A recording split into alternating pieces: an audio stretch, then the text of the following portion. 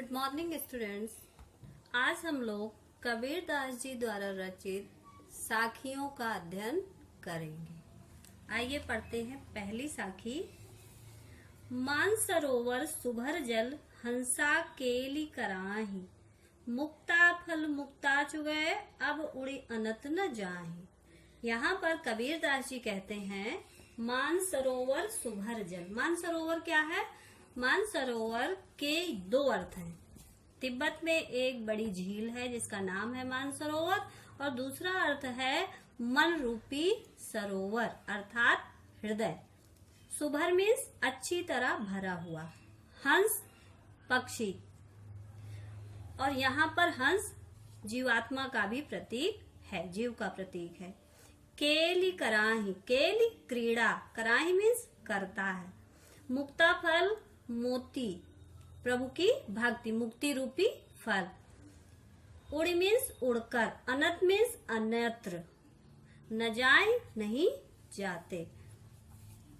अर्थात यहाँ पर कबीर यह कहना चाह रहे हैं कि मानसरोवर स्वच्छ जल से पूरी तरह भरा हुआ है और उसमें हंस क्रीड़ा करते हुए मोतियों को चुग रहे हैं। वे इस आनंददायक स्थान को छोड़कर अन्यत्र कहीं नहीं जाना चाहते। आशय यह है कि जो जीवात्मा है वह प्रभु भक्ति में इतनी लीन हो गई है और इसमें लीन होकर वह अत्यंत परम आनंद का अनुभव कर रही है। वह स्वच्छंद होकर मुक्ति का आनंद उठा रही है। वे इस सुख को छोड़कर और कहीं जाना नहीं चाहते।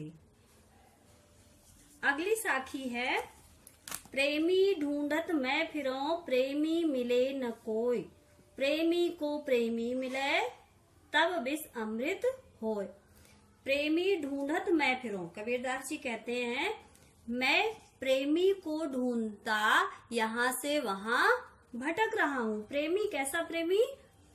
प्रभु भक्ति का प्रेमी, जिसमें ईश्वर के प्रति सच्ची भक्ति हो। लेकिन मुझे ऐसा कोई व्यक्ति, ऐसा कोई भक्त नहीं मिल रहा है। और यदि प्रेमी को प्रेमी मिले, यदि प्रेमी को प्रेमी मिल जाए, अर्थात एक ईश्वर भक्त को दूसरा ईश्वर भक्त मिल जाए तो क्या होगा? सब विष अमृत होए, सारा विष अमृत में बदल जाएगा। अर्थात जो विष रूपी बुराइयां हैं वे समाप्त हो जाएंगी और व्यक्ति में अमृतमयी अच्छाइयां व्याप्त हो जाएंगी। अगली साखी है हस्ती चढ़िए ज्ञान की, हस्ती चढ़िए ज्ञान को सहज दुलीचा डारी, स्वान रूप संसार है भूकन दे झक मारी। यहाँ कबीरदास जी कहते हैं, किससे कहते हैं? जो ज्ञान प्राप्ति की साधना में लगे हुए हैं उन साधकों को संबोधित करते हुए कहते हैं कि तुम ज्ञान रूपी हस्ती चढ़िए। हस्ती मीन्स हाथी, चढ़िए मीन्स चढ़ जाइए, सवार हो जाइए। कैसी हाथी पर? ज्ञान रूपी हाथी पर सवार हो जाइए।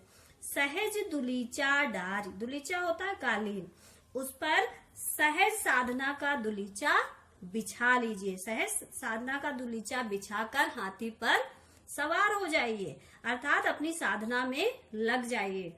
स्वान रूप संसार है, स्वान मीन्स कुत्ता। यह संसार कुत्ते के समान है जो हाथी को चलता देखकर भौंकने लगता है। भूकन दे झकमार, उसे अपना समय बर्बाद करने दीजिए, भौंकने दीजिए। यहाँ पर कबीर कहना चाह रहे हैं कि आप सहज साधना के मार्ग में लगे हुए हैं तो लगे रहिए, अपने काम में लगे रहिए। यह संसार विभिन्न प्रकार की बेकार की बातें करता ही है, इसे ऐसे ही बेकार की बातें करने दीजिए। निंदा की परवाह बिल्कुल भी मत कीजिए।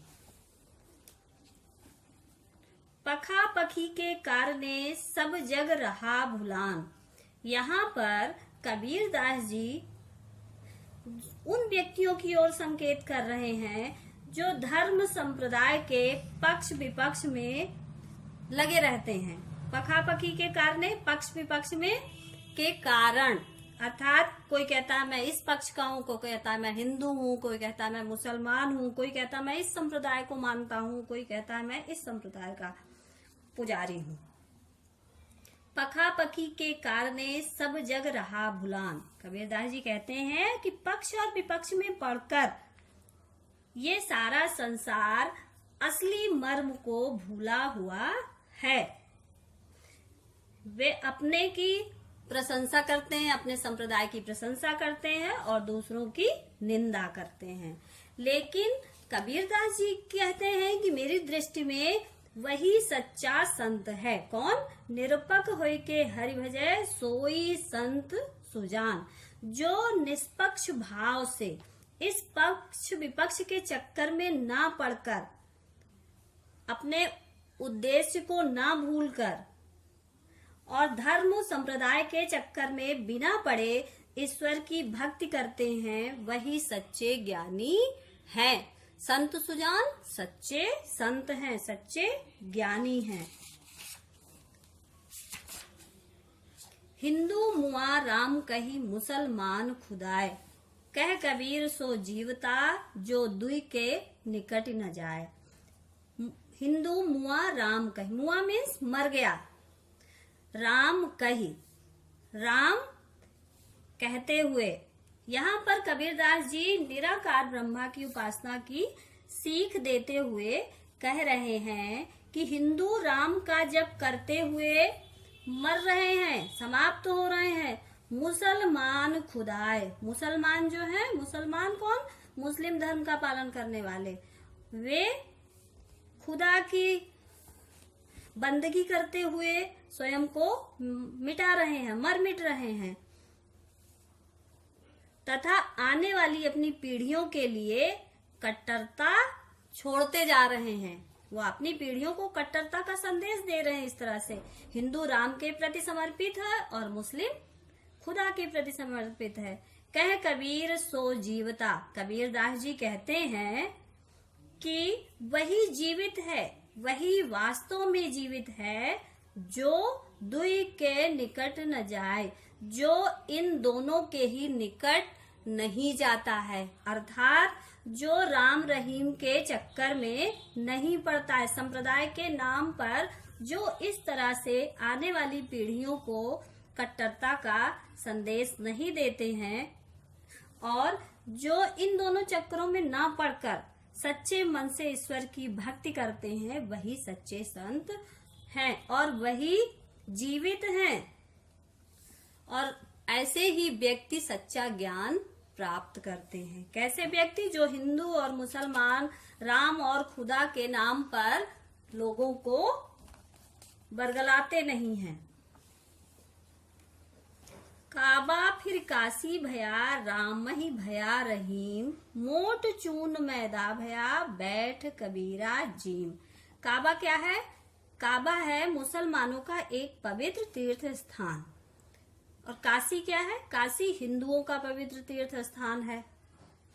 कवि यहाँ पर कहना चाहता है कि मैं जब राम रहीम हिंदू मुसलमान के भेदभाव से ऊपर उठ गया हूँ, अब मुझ में इन चीजों से कोई मतलब नहीं रह गया है, तो फिर मेरे लिए काशी तथा काबा में किसी प्रकार का कोई अंतर नहीं है। काबा फिर काशी भया, राम ही भया रहीम। मेरे लिए काबा और काशी में भी कोई अंतर नहीं है तथा राम और रहीम में कोई अंतर नहीं है, क्योंकि मैं इन बातों से काफी ऊपर उठ चुका हूँ। मोट चून मैदा भया, बैठ कबीरा जीम। कबीरदास जी कहते हैं कि मोटा चून, मोटा अनाज जो है वो मैदे में बदल गया है।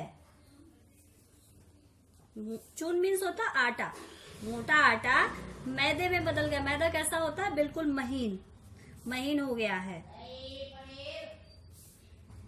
यहाँ पर कबीरदास जी का कहना यह है कि मन की जिस कलुषता के कारण जिस मोटे आटे को अखाद्य समझा जा रहा था, मतलब कि मोटा है तो ये खाने में स्वादिष्ट नहीं होगा, खाने लायक नहीं है, अब यही बारीक मैदा में बदल गया है, जिसे मैं आराम से खा रहा हूँ। अर्थात वो ये कहना चाहते हैं कि मन से सांप्रदायिकता तथा भेदभाव की दुर्भावना समाप्त हो गई है।